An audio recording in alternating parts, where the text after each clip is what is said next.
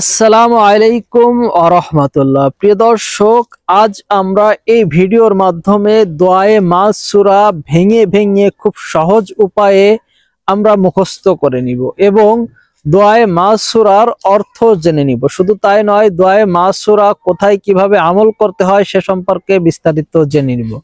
তাই গুরুত্বপূর্ণ এই ভিডিওর ভিতরে কেউই অমনোযোগী হবেন না, সকলেই ধৈর্য ধারণ করে শেষ পর্যন্ত দেখতে থাকুন।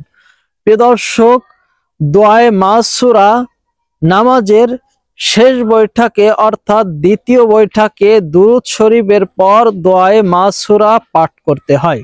প্রিয় দর্শক, চলুন এখন আমরা দোয়ায়ে মাস সূরাটাই ভেঙে ভেঙে খুব সহজ এবং সুন্দরভাবে মুখস্থ করেন। সকলেই আমার সঙ্গে সঙ্গে পাঠ করবেন এবং মুখস্থ করে নেওয়ার চেষ্টা করবেন।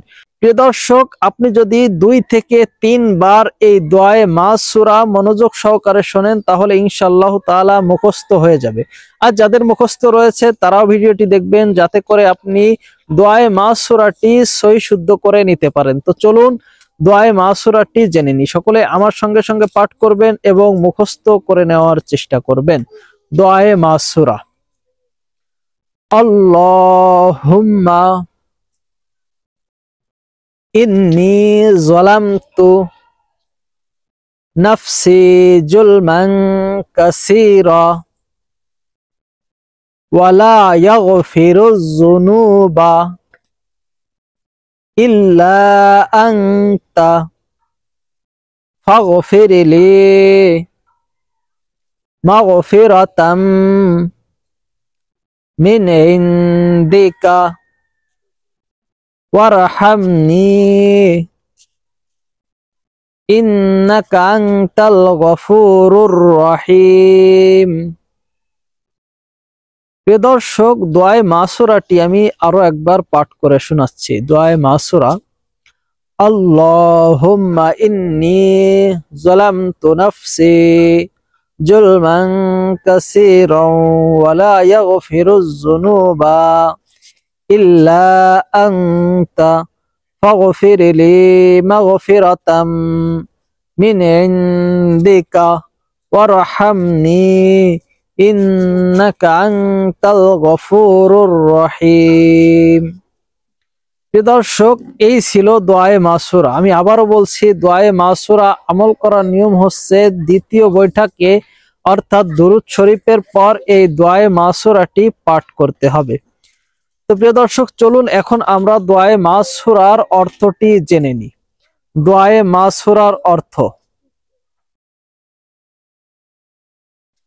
হে আল্লাহ, আমি আমার নিজ আত্মার উপর বড়ই অত্যাচার করছি। গুনাহ মাফকারী একমাত্র তুমি, অতএব তুমি আপনা হইতে আমাকে সম্পূর্ণ ক্ষমা করো এবং আমার প্রতি দয়া করো। তুমি নিশ্চয়ই ক্ষমাশীল ও দয়ালু। তো প্রিয় দর্শক, দোয়ায়ে মাস সূরার দারুণ একটি অর্থ রয়েছে। তো এই দোয়ায়ে মাস সূরা শুধু আমরা নামাজে না, এই দোয়ায়ে মাস সূরা আমরা এনি টাইম, যে কোনো সময় আমরা এই দোয়ায়ে মাস সূরা আমল করতে পারি। দোয়ায়ে মাস সূরার অর্থের দিকে খেয়াল করলে দেখা যায় যে সেখানে আমরা বিনয়ের সহিত আল্লাহর কাছে আমরা ক্ষমা প্রার্থী হচ্ছি। তো যদি কোনো ব্যক্তি আল্লাহর কাছে এমন ভাবে ক্ষমা চায়, ইনশাআল্লাহ তাআলা আল্লাহ পাক রব্বুল আলামিন তাকে মাফ করে দিবেন। তো তাই আমরা সকলেই আল্লাহর কাছে ক্ষমা প্রার্থী হয়ে বেশি বেশি করে দোয়ায়ে মাস সূরা পাঠ করব।